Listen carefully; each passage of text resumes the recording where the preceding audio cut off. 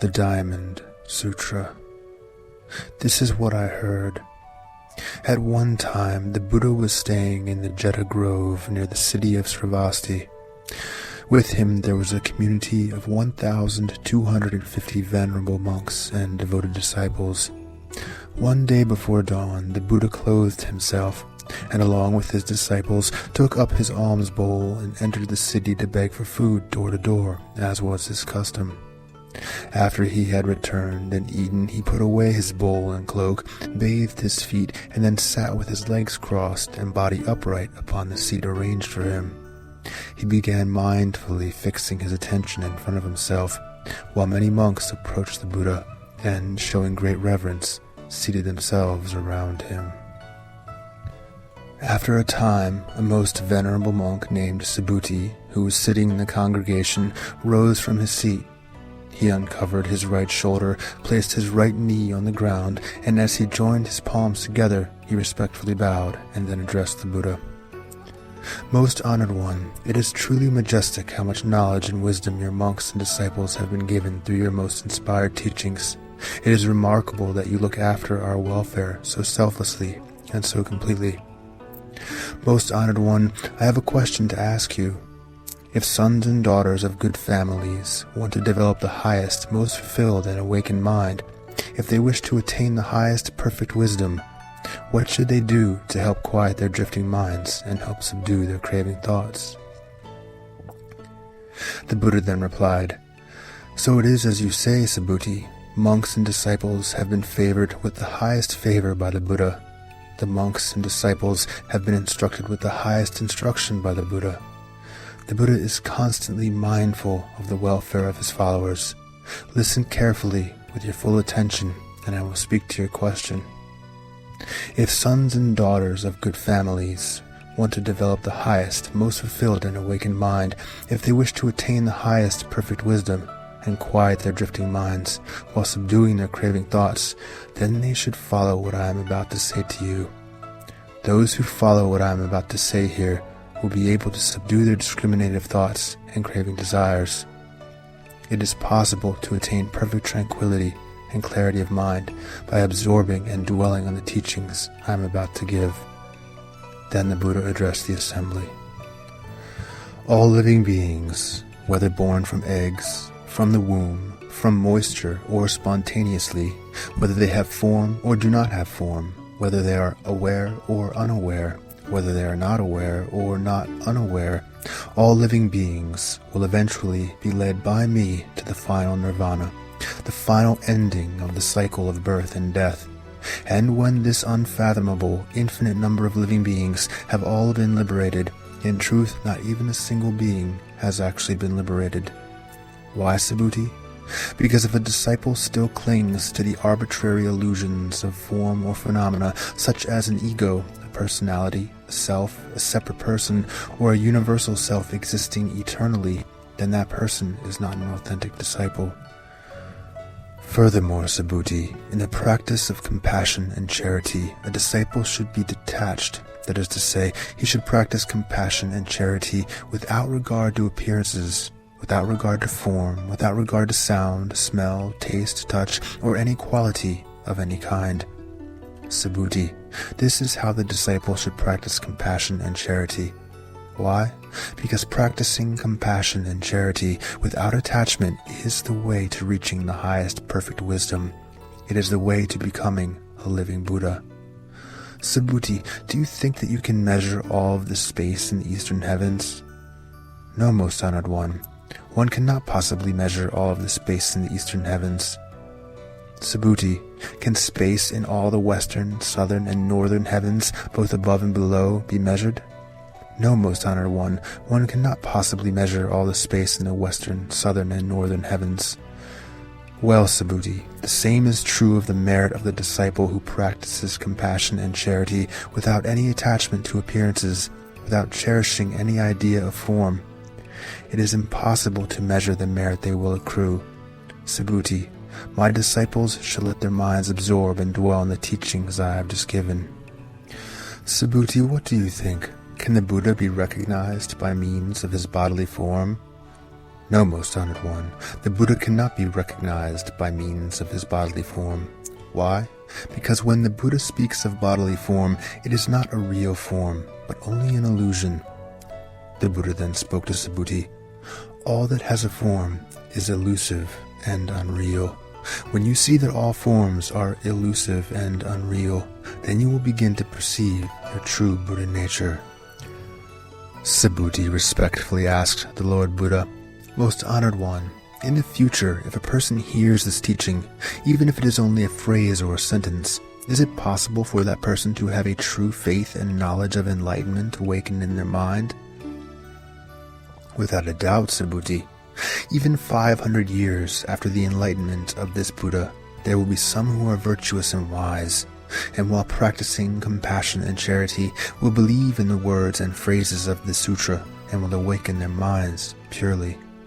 After they come to hear these teachings, they will be inspired with belief. This is because when some people hear these words, they will have understood intuitively that these words are the truth. But you must also remember, Subhuti, that such persons have long ago planted the seeds of goodness and merit that lead to this realization. They have planted the seeds of good deeds and charity, not simply before one Buddhist temple, or 2 temples, or 5, but before hundreds of thousands of Buddhas and temples. So when a person who hears the words and phrases of the sutra is ready for it to happen, a pure faith and clarity can awaken within their minds. Subhuti, any person who awakens faith upon hearing the words or phrases of the sutra will accumulate countless blessings and merit. How do I know this?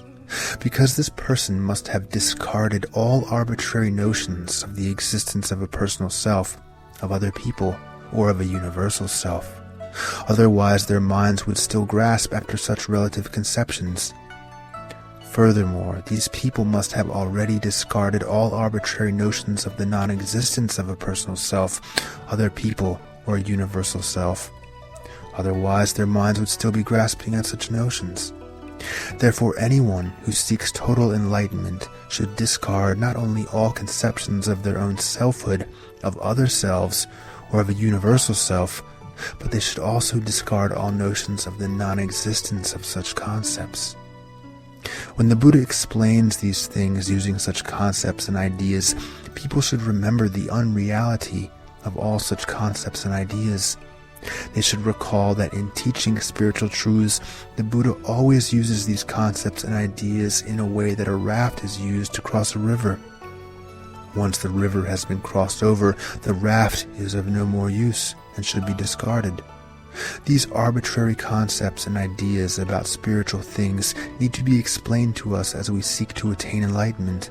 However, ultimately, these arbitrary conceptions can be discarded. Think, Subhuti, isn't it even more obvious that we should also give up our conceptions of non-existent things?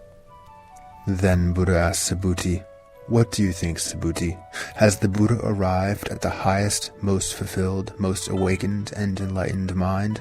Does the Buddha teach any teaching? Subhuti replied, As far as I have understood the Lord Buddha's teachings, there is no independently existing object of mind called the highest, most fulfilled, awakened, or enlightened mind, nor is there any independently existing teaching that the Buddha teaches. Why? Because the teachings that the Buddha has realized and spoken of cannot be conceived of as separate, independent things, and therefore cannot be described. The truth in them is uncontainable and inexpressible. It neither is, nor is it not. What does this mean? What this means is that Buddhas and disciples are not enlightened by a set method of teachings, but by an internally intuitive process which is spontaneous and is part of their own inner nature. Let me ask you, Subhuti, if a person filled over 10,000 galaxies with the 7 treasures for the purpose of compassion, charity, and giving alms, would this person not gain great merit and spread much happiness? Yes, most honored one, this person would gain great merit and spread much happiness, even though in truth this person does not have a separate existence to which merit could accrue. Why? Because this person's merit is characterized with the quality of not being merit. The Buddha continued, Then suppose another person understood only 4 lines of this sutra, but nevertheless took it upon themselves to explain these lines to someone else. This person's merit would be even greater than the other person's. Why? Because all Buddhas and all the teachings and values of the highest, most fulfilled, most awakened minds arise from the teachings in this sutra. And yet, even as I speak, Subhuti, I must take back my words as soon as they are uttered, for there are no Buddhas, and there are no teachings. Buddha then asked, "What do you think, Subhuti? Does one who has entered the stream which flows to enlightenment say, 'I have entered the stream'?" "No, Buddha," Subhuti replied. "A true disciple entering the stream would not think of themselves as a separate person that could be entering anything. Only that disciple who does not differentiate themselves from others, who has no regard for name, shape, sound, odor, taste, touch, or for any quality, can truly be called a disciple who has entered the stream."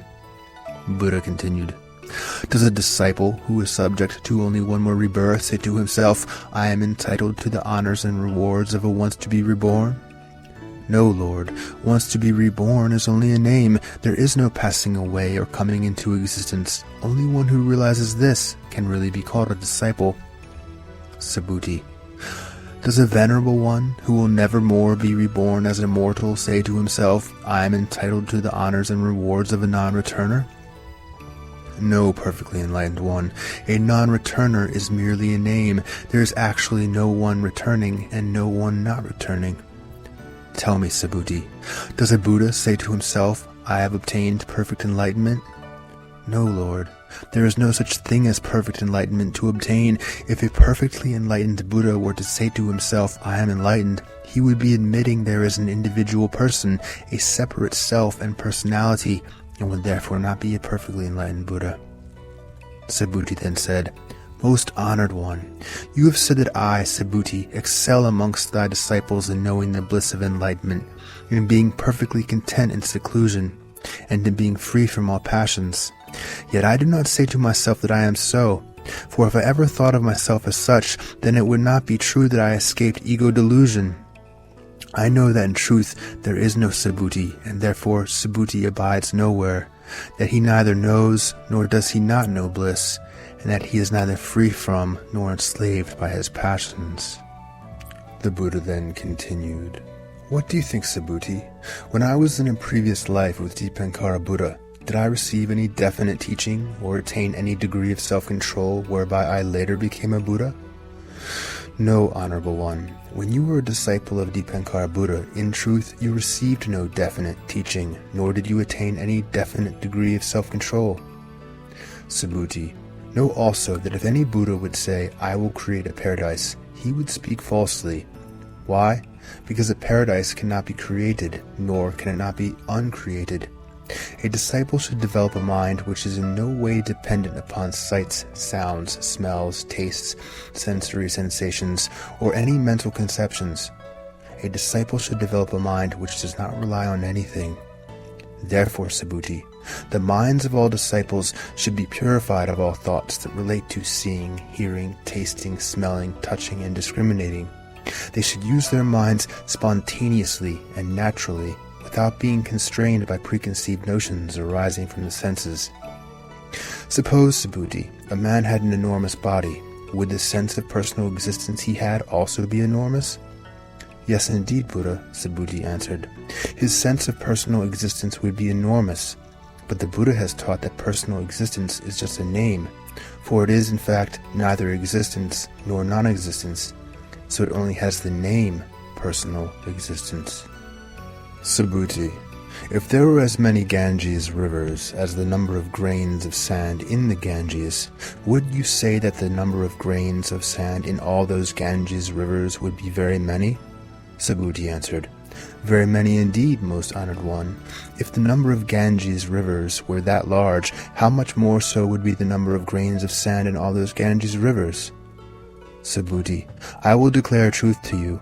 If a good man or a good woman filled over 10,000 galaxies of worlds with the 7 treasures for each grain of sand in all those Ganges rivers, and gave it all away for the purpose of compassion, charity, and giving alms, would this man or woman not gain great merit and spread much happiness? Subhuti replied, "Very much so, most honored one."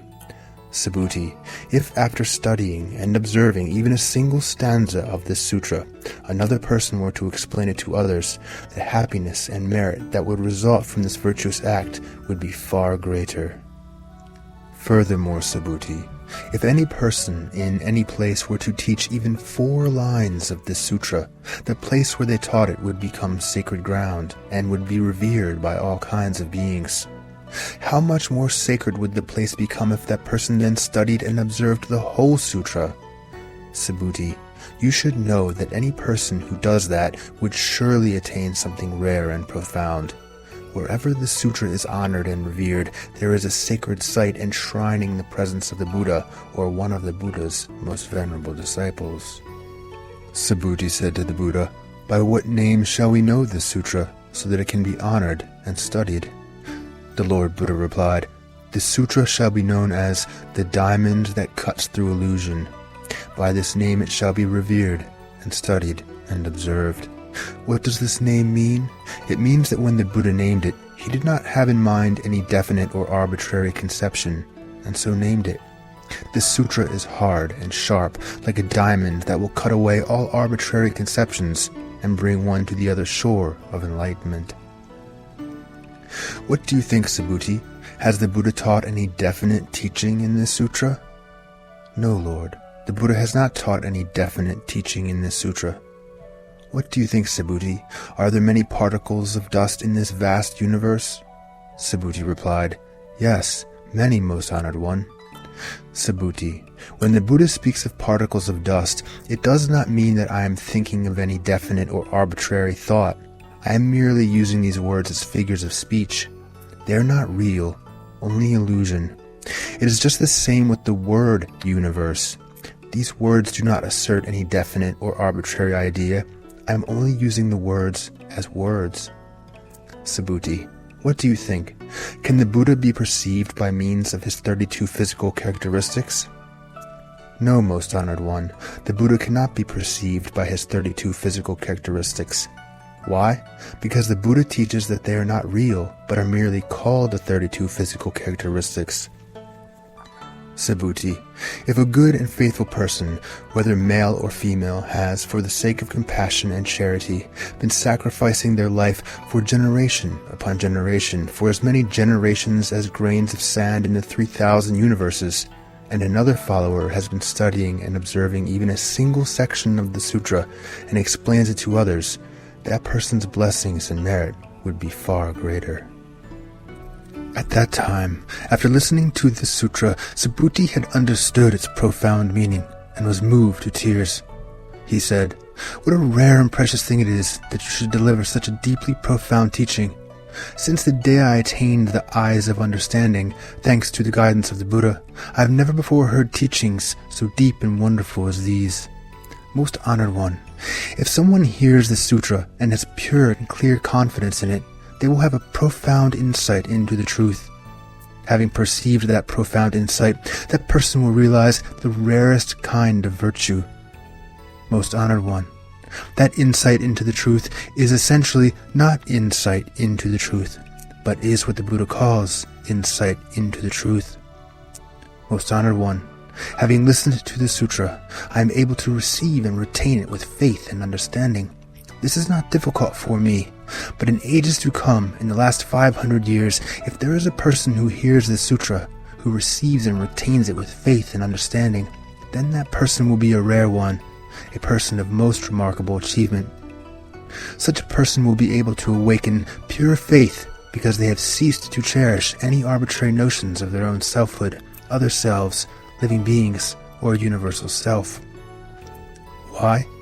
Because if they continue to hold on to arbitrary conceptions as to their own selfhood, they will be holding on to something that is non-existent. It is the same with all arbitrary conceptions of other selves, living beings, or universal self. These are all expressions of non-existent things. Buddhas are Buddhas because they have been able to discard all arbitrary conceptions of form and phenomena. They have transcended all perceptions and have penetrated the illusion of all forms. The Buddha replied, "So it is, Subhuti. Most wonderfully blessed will be those beings who, on hearing this sutra, will not tremble, nor be frightened or terrified in any way. And why? The Buddha has taught the sutra as the highest perfection, and what the Buddha teaches as the highest perfection, that also the innumerable blessed Buddhas do teach. Therefore it is called the highest perfection. Subhuti, when I talk about the practice of transcendent patience, I do not hold on to any arbitrary conceptions about the phenomena of patience. I merely refer to it as the practice of transcendent patience. And why is that? Because when, thousands of lifetimes ago, the Prince of Kalinga severed the flesh from my limbs and my body, I had no perception of a self, a being, a soul, or a universal self. If I had cherished any of these arbitrary notions at the time my limbs were being torn away, I would have fallen into anger and hatred. I also remember, Subhuti, that during my 500 previous lives, I had used life after life to practice patience and to look upon my life humbly, as though I were a saint called upon to suffer humility. Even then my mind was free of arbitrary conceptions of the phenomena of myself, as being, a soul, or a universal self. Therefore, Subhuti, disciples should leave behind all distinctions of phenomena and awaken the thought of the attainment of supreme enlightenment. A disciple should do this by not allowing their mind to depend upon ideas evoked by the world of the senses, by not allowing their mind to depend upon ideas stirred by sounds, odors, flavors, sensory touch, or any other qualities. The disciple's mind should be kept independent of any thoughts that might arise within it. If the disciple's mind depends upon anything in the sensory realm, it will have no solid foundation in any reality. This is why Buddha teaches that the mind of a disciple should not accept the appearances of things as a basis when exercising charity. Subhuti, all disciples practice compassion and charity for the welfare of all living beings. They should do it without relying on appearances and without attachment. Just as the Buddha declares that form is not form, so he also declares that all living beings are, in fact, not living beings. Subhuti, if on the one hand a son or daughter of a good family gives up his or her life in the morning as many times as there are grains of sand in the Ganges River as an act of generosity, and gives as many again in the afternoon, and as many again in the evening, and continues doing so for countless ages, and if, on the other hand, another person listens to this sutra with complete confidence and without contention, that person's happiness will be far greater. But the happiness of one who writes the sutra down, receives, recites, and explains it to others cannot even be compared, it is so great. Subhuti, we can summarize by saying that the merit and virtue of this sutra is inconceivable, incalculable, and boundless. The Buddha has declared this teaching for the benefit of initiates on the path to enlightenment. He has declared it for the benefit of initiates on the path to nirvana. If there is someone capable of receiving, practicing, reciting, and sharing this sutra with others, the Buddha will see and know that person, and he or she will receive immeasurable, incalculable, and boundless merit and virtue. Such a person is known to be carrying the supreme enlightenment attained by the Buddha. Why?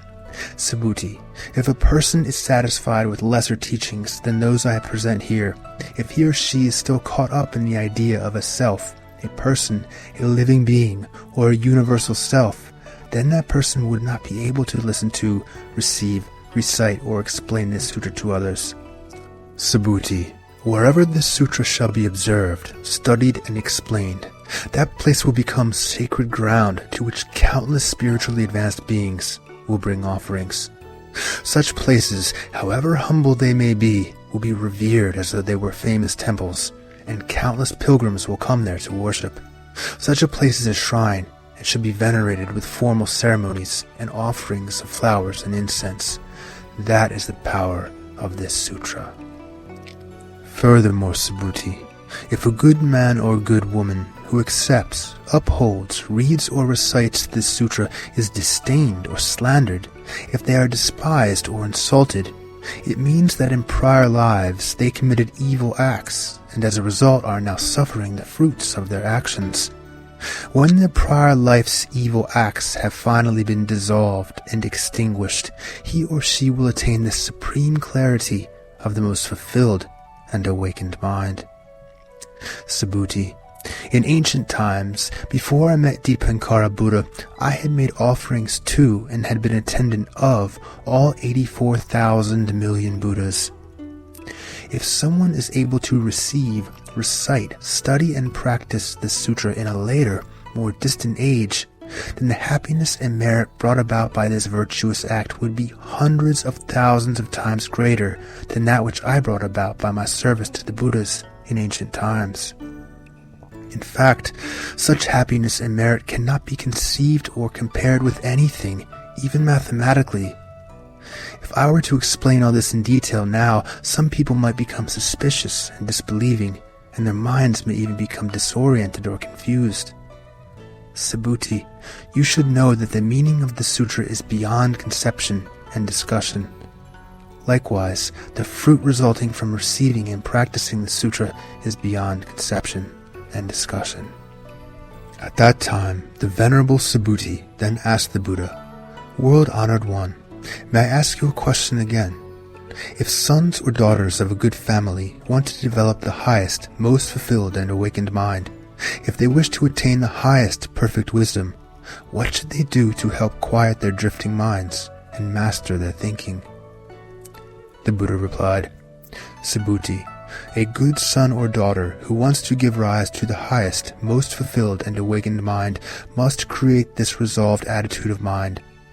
I must help to lead all beings to the shore of awakening, but after these beings have become liberated, in truth I know that not even a single being has been liberated." Why is this so? If a disciple cherishes the idea of a self, a person, a living being, or a universal self, then that person is not an authentic disciple. Why? Because in fact there is no independently existing object of mind called the highest, most fulfilled, and awakened mind. What do you think, Subhuti? In ancient times, when the Buddha was living with Dipankara Buddha, did he attain anything called the highest, most fulfilled, and awakened mind? No, most honored one. According to what I understand from the teachings of the Buddha, there is no attaining of anything called the highest, most fulfilled, and awakened mind. The Buddha said, "You are correct, Subhuti. In fact, there does not exist any so-called highest, most fulfilled, and awakened mind that the Buddha attains. Because if there had been any such thing, Dipankara Buddha would not have predicted of me. In the future, you will come to be a Buddha known as the Most Honored One. This prediction was made because there is, in fact, nothing to be attained. Someone would be mistaken to say that the Buddha has attained the highest, most fulfilled, and awakened mind because there is no such thing as a highest, most fulfilled, or awakened mind to be attained." Subhuti, a comparison can be made with the idea of a large human body. What would you understand me to mean if I spoke of a large human body? I would understand that the Lord Buddha was speaking of a large human body, not as an arbitrary conception of its being, but as a series of words only. I would understand that the words carried merely an imaginary meaning. When the Buddha speaks of a large human body, he uses the words only as words. Subhuti, it is just the same when a disciple speaks of liberating numberless sentient beings. If they have in mind any arbitrary conception of sentient beings or of definite numbers, then they are unworthy of being called a disciple. Subhuti, my teachings reveal that even such a thing as is called a disciple is non-existent. Furthermore, there is really nothing for a disciple to liberate. A true disciple knows that there is no such thing as a self, a person, a living being, or a universal self. A true disciple knows that all things are devoid of selfhood, devoid of any separate individuality. To make this teaching even more emphatic, the Lord Buddha continued, "If a disciple were to speak as follows, 'I have to create a serene and beautiful Buddha field,' that person is not yet truly a disciple. Why? What the Buddha calls a serene and beautiful Buddha field is not in fact a serene and beautiful Buddha field, and that is why it is called a serene and beautiful Buddha field. Subhuti, only a disciple who is wholly devoid of any conception of separate selfhood, is worthy of being called a disciple. The Buddha then asked Subhuti, "What do you think? Does the Buddha have human eyes?" Subhuti replied, "Yes, he has human eyes." "Does he have the eyes of enlightenment?" "Of course the Buddha has the eyes of enlightenment, otherwise he would not be the Buddha." "Does the Buddha have the eyes of transcendent intelligence?" "Yes, the Buddha has the eyes of transcendent intelligence." "Does the Buddha have the eyes of spiritual intuition?" "Yes, Lord, the Buddha has the eyes of spiritual intuition." "Does the Buddha have the eyes of loving compassion for all sentient beings?" Subhuti agreed and said, "Lord, you love all sentient life." "What do you think, Subhuti? When I referred to the grains of sand in the river Ganges, did I assert that they were truly grains of sand?" "No, blessed Lord, you only spoke of them as grains of sand." Subhuti, if there were as many Ganges rivers as there are grains of sand in the river Ganges, and if there were as many Buddha lands as there are grains of sand in all those innumerable rivers, would these Buddha lands be considered numerous?" "Very numerous indeed, Lord Buddha." Subhuti, I know the mind of every sentient being in all the hosts of universes, regardless of any modes of thought, conceptions, or tendencies. For all modes, conceptions, and tendencies of thought are not mind, and yet they are called mind. Why? It is impossible to retain a past thought, to seize a future thought, or even to hold on to a present thought. The Buddha continued, "What do you think, Subhuti? If a follower were to give away enough treasures to fill 3,000 universes, would a great blessing and merit incur to him or her?" Subhuti replied, "Honored one, such a follower would acquire considerable blessings and merit." The Lord Buddha said, "Subhuti, if such a blessing had any substantiality, if it were anything other than a figure of speech, the most honored one would not have used the words, blessings, and merit." Subhuti, what do you think? Should one look for Buddha in his perfect physical body? No, perfectly enlightened one should not look for Buddha in his perfect physical body. Why? The Buddha has said that the perfect physical body is not the perfect physical body. Therefore it is called the perfect physical body. Subhuti, what do you think? Should one look for Buddha in all his perfect appearances? No, most honored one should not look for Buddha in all his perfect appearances. Why? The Buddha has said perfect appearances are not perfect appearances, therefore they are called perfect appearances. Subhuti, do not maintain that the Buddha has this thought, "I have spoken spiritual truths." Do not think that way. Why? If someone says the Buddha has spoken spiritual truths, he slanders the truth. No truth can be spoken, therefore it is called speaking truth. At that time, Subhuti, the wise elder, addressed the Buddha, "Most honored one, will there be living beings in the future who believe in this sutra when they hear it?" The Buddha said, "The living beings to whom you refer are neither living beings nor not living beings." Why?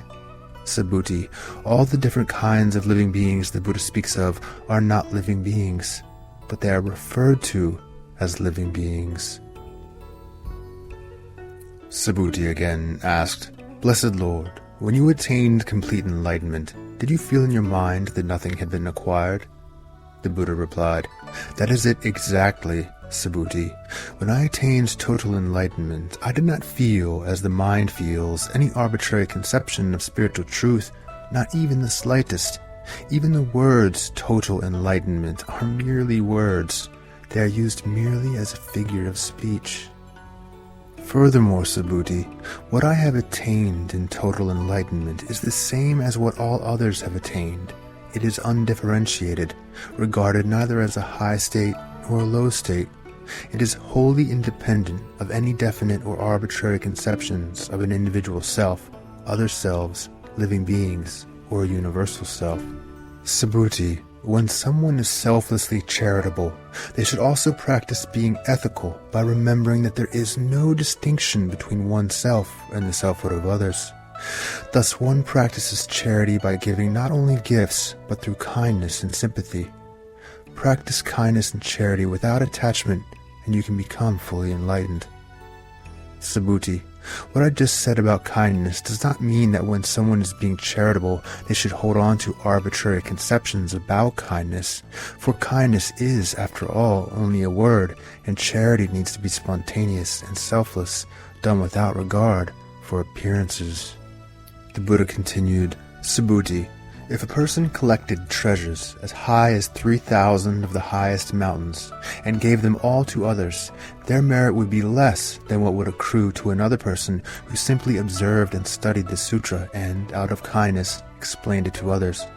The latter person would accumulate hundreds of times the merit, hundreds of thousands of millions of times the merit. There is no conceivable comparison. Subhuti, do not say that the Buddha has the idea, I will lead all sentient beings to nirvana. Do not think that way, Subhuti. Why? In truth, there is not one single being for the Buddha to lead to enlightenment. If the Buddha were to think there was, he would be caught in the idea of a self, a person, a living being, or universal self. Subhuti, what the Buddha calls a self essentially has no self in the way that ordinary persons think there is a self. Subhuti, the Buddha does not regard anyone as an ordinary person. That is why he can speak of them as ordinary persons. Then the Buddha inquired of Subhuti, what do you think, Subhuti? Is it possible to recognize the Buddha by the 32 physical marks? Subhuti replied, yes, most honored one, the Buddha may thus be recognized. Subhuti, if that were true, then Ch31, the mythological king who also had the 32 marks, would be called a Buddha. Then Subhuti, realizing his error, said, most honored one, now I realize that the Buddha cannot be recognized merely by his 32 physical marks of excellence. The Buddha then said, should anyone, looking at an image or likeness of the Buddha, claim to know the Buddha and worship him, that person would be mistaken, not knowing the true Buddha. However, Subhuti, if you think that the Buddha realizes the highest, most fulfilled and awakened mind and does not need to have all the marks, you are mistaken. Subhuti, do not think in that way. Do not think that when one gives rise to the highest, most fulfilled and awakened mind, one needs to see all objects of mind as non-existent, cut off from life. Please, do not think in that way. One who gives rise to the highest, most fulfilled and awakened mind does not contend that all objects of mind are non-existent and cut off from life. That is not what I say. The Lord Buddha continued, Subhuti, if someone gives treasures equal to the number of sands on the shores of the Ganges River, and if another, having realized the egolessness of all things, thereby understands selflessness, the latter would be more blessed than the one who practiced external charity. Why? Because great disciples do not see blessings and merit as a private possession, as something to be gained. Subhuti inquired of the Lord Buddha, what do you mean great disciples do not see blessings and merit as a private possession? The Buddha replied, because those blessings and merit have never been sought after by those great disciples, they do not see them as private possessions, but they see them as a common possession of all beings. The Buddha said, Subhuti, if any person were to say that the Buddha is now coming or going, or sitting up or lying down, they would not have understood the principle I have been teaching. Why? Because while the expression Buddha means he who has thus come, thus gone, the true Buddha is never coming from anywhere or going anywhere. The name Buddha is merely an expression, a figure of speech. The Lord Buddha resumed, Subhuti, if any good person, either man or woman, were to take 3,000 galaxies and grind them into microscopic powder and blow it into space, what do you think? Would this powder have any individual existence? Subhuti replied, yes, Lord, as a microscopic powder blown into space, it might be said to have a relative existence, but as you use words, it has no existence. The words are used only as a figure of speech. Otherwise, the words would imply a belief in the existence of matter as an independent and self-existent thing, which it is not. Furthermore, when the most honored one refers to the 3,000 galaxies, he could only do so as a figure of speech. Why? Because if the 3,000 galaxies really existed, their only reality would consist in their cosmic unity. Whether as microscopic powder or as galaxies, what does it matter? Only in the sense of the cosmic unity of ultimate being can the Buddha rightfully refer to it. The Lord Buddha was very pleased with this reply and said, Subhuti, although ordinary people have always grasped after an arbitrary conception of matter and galaxies, the concept has no true basis. It is an illusion of the mortal mind. Even when it is referred to as cosmic unity, it is unthinkable and unknowable. The Lord Buddha continued, if any person were to say that the Buddha, in his teachings, has constantly referred to himself, to other selves, to living beings, or to a universal self, what do you think? Would that person have understood my meaning? Subhuti replied, No, blessed Lord, that person would not have understood the meaning of your teachings, for when you refer to those things, you are not referring to their actual existence.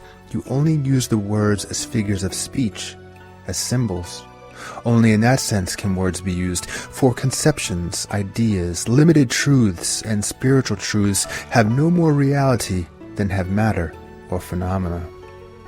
Then the Lord Buddha made his meaning even more emphatic by saying, Subhuti, when people begin their practice of seeking to attaining total enlightenment, they ought to see, to perceive, to know, to understand, and to realize that all things and all spiritual truths are no things, and therefore they ought not to conceive within their minds any arbitrary conceptions whatsoever. Buddha continued, Subhuti, if anyone gave to the Buddha an immeasurable quantity of the 7 treasures sufficient to fill the whole universe, and if another person, whether a man or woman, in seeking to attain complete enlightenment, were to earnestly and faithfully observe and study even a single section of the sutra and explain it to others, the accumulated blessing and merit of that latter person would be far greater. Subhuti, how can one explain the sutra to others without holding in mind any arbitrary conception of forms or phenomena or spiritual truths? It can only be done, Subhuti, by keeping the mind in perfect tranquility and free from any attachment to appearances. So I say to you, this is how to contemplate our conditioned existence in this fleeting world, like a tiny drop of dew or a bubble floating in a stream, like a flash of lightning in a summer cloud, or a flickering lamp, an illusion, a phantom, or a dream. So is all conditioned existence to be seen. Thus spoke Buddha.